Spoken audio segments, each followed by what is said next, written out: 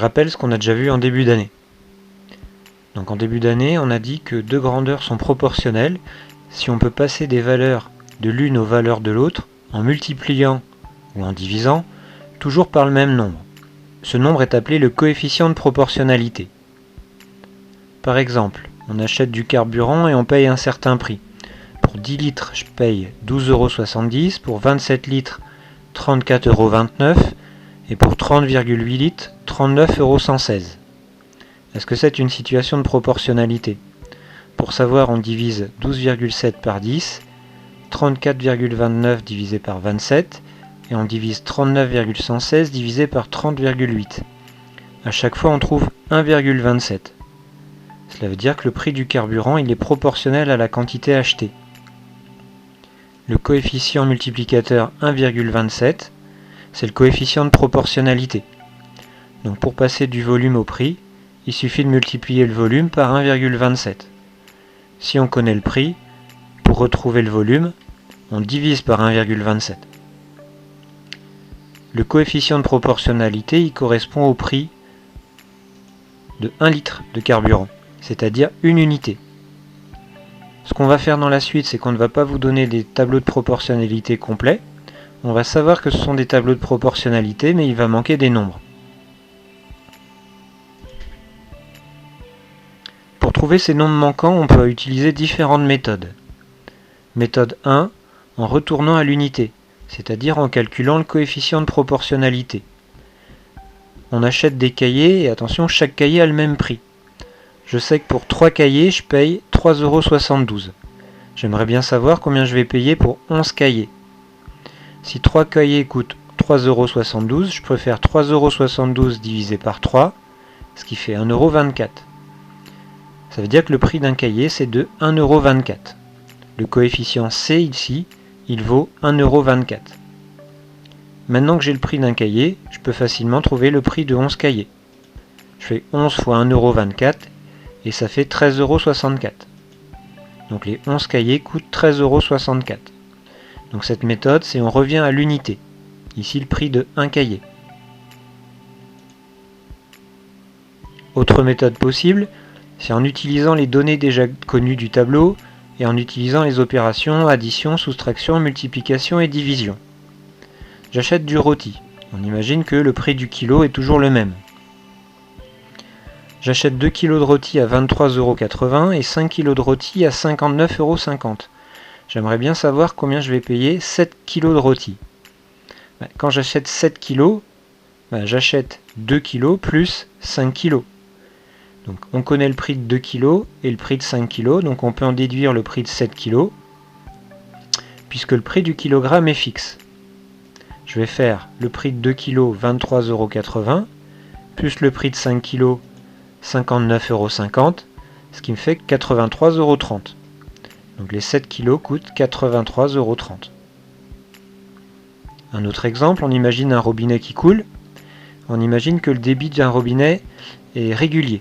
Donc ça veut dire que l'eau coule à la même vitesse. Je sais qu'en 6 minutes, il s'écoule 2,7 litres. J'aimerais bien savoir combien de litres s'écoule en 42 minutes. Donc chaque minute, le même volume d'eau coule. 42 minutes, c'est 7 fois plus que 6 minutes. Donc le volume d'eau sera aussi 7 fois plus grand.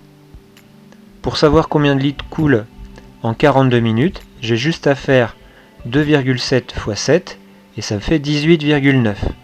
En 42 minutes, il va couler 18,9 litres d'eau. Les raisonnements précédents que j'ai faits avec des additions et des multiplications, ils peuvent être faits avec des soustractions et des divisions. De manière générale, quand dans un tableau, j'ai 3 données, dans un tableau de proportionnalité, quand j'ai 3 données et que je cherche la quatrième, on dit qu'on cherche la quatrième proportionnelle. Une dernière méthode, donc la méthode 3, utiliser le produit en croix. Alors c'est très pratique, mais cette méthode doit être justifiée. Les élèves l'aiment beaucoup. Alors, par exemple, j'achète 5 paquets de gâteaux et ça coûte 9 €. J'aimerais bien savoir le prix de 13 paquets. Ici, je utilise la méthode 1. Donc 5 paquets Pour 9 €, j'aimerais bien savoir le prix de 13 paquets. Donc je peux calculer le coefficient de proportionnalité en faisant 9 divisé par 5. Je ne vais pas chercher le résultat, je vais juste écrire par contre le 9 divisé par 5 sous forme de fraction, 9 cinquièmes. Donc pour avoir le prix de 13 paquets, je vais faire 13 fois le coefficient, c'est-à-dire 13 fois 9 cinquièmes. Et si on se rappelle en sixième, on a vu comment calculer la multiplication d'un nombre par une fraction. Je peux faire au numérateur 13 fois 9, et en bas il me reste le 5. 13 fois 9 ça fait 117, en bas le 5, et 117 divisé par 5 ça fait 23,40 €. Donc les 13 paquets coûtent 23,40 €. La méthode suivante, là, le produit en croix, c'est une façon visuelle de faire un résumé de tout ça. En particulier l'étape ici. Qu'est-ce qu'on a fait à cette étape-là? Si on regarde bien, si on fait une croix ici, le 13 et le 9 qui étaient en diagonale, on les a multipliés, et on a divisé par le dernier nombre qui était tout seul ici, le 5. Donc on a fait 13 fois 9 qui me donnait le 117, et 117 divisé par 5 qui me faisait le 23,40 €. Deux exemples. On imagine qu'on est dans un tableau de proportionnalité, j'ai le 45, le 54, le 72, et j'aimerais bien trouver le nombre manquant ici. Si je fais une croix, donc avec les deux nombres en diagonale, le 72 et le 45, et celui qui est tout seul en dessous, le 54. Donc les nombres en diagonale, je les multiplie, donc je fais 45 fois 72, ça fait 3240, je divise par le dernier nombre, 54, et ça me fait 60. Donc le nombre manquant, A, c'est 60. Un autre exemple, j'ai 14, 19, 11,4 et il me manque le nombre B. Je fais une croix. Les nombres en diagonale, c'est le 14 et le 11,4, donc je multiplie 14 par 11,4. Ça me fait 159,6.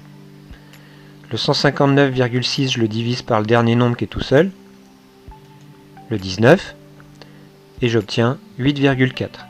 Le nombre manquant, c'est 8,4.